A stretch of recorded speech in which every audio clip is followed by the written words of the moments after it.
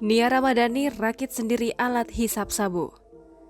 Majelis Hakim Pengadilan Negeri Jakarta Pusat menyebut selebritas Ramadhania Ardiansyah Bakri alias Nia Ramadhani merakit sendiri alat isap atau bong untuk mengkonsumsi sabu.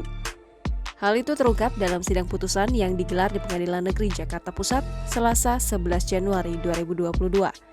Hakim menilai para terdakwa bukan merupakan pecandu atau korban penyalahgunaan narkotika sehingga harus dipenjara, bukan direhabilitasi medis dan sosial.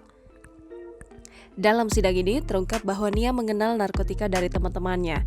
Namun ia baru mulai mengkonsumsi sabu pada kurun waktu April hingga Juli 2021 sebanyak 3 hingga 4 kali. Alasan Nia mengkonsumsi sabu adalah untuk menghilangkan perasaan sedih atas meninggalnya sang ayah pada 2014.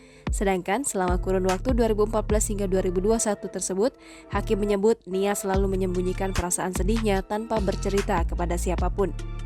Fakta tersebut menurut hakim menunjukkan bahwa Nia bukan merupakan seorang pecandu maupun korban penyalahgunaan narkotika. Kasus ini terungkap pada bulan Juli 2021. Pada 6 Juli, Nia meminta Zen untuk membeli 1 paket sabu beserta alat isap, bong, dan menyerahkan uang sebesar 1,7 juta rupiah.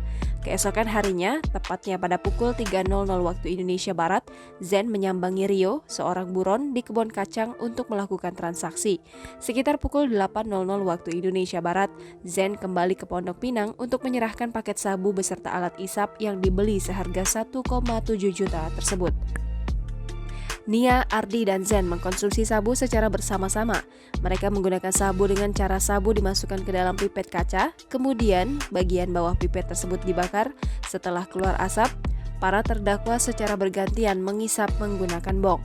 Atas perbuatannya, para terdakwa terbukti melanggar pasal 127 ayat 1 huruf A Undang-Undang Nomor 35 Tahun 2009 tentang narkotika dan divonis dengan pidana 1 tahun penjara.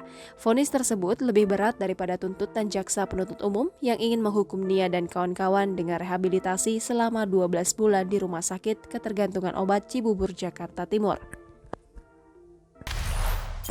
Jangan lupa subscribe, share, komen, dan like ya!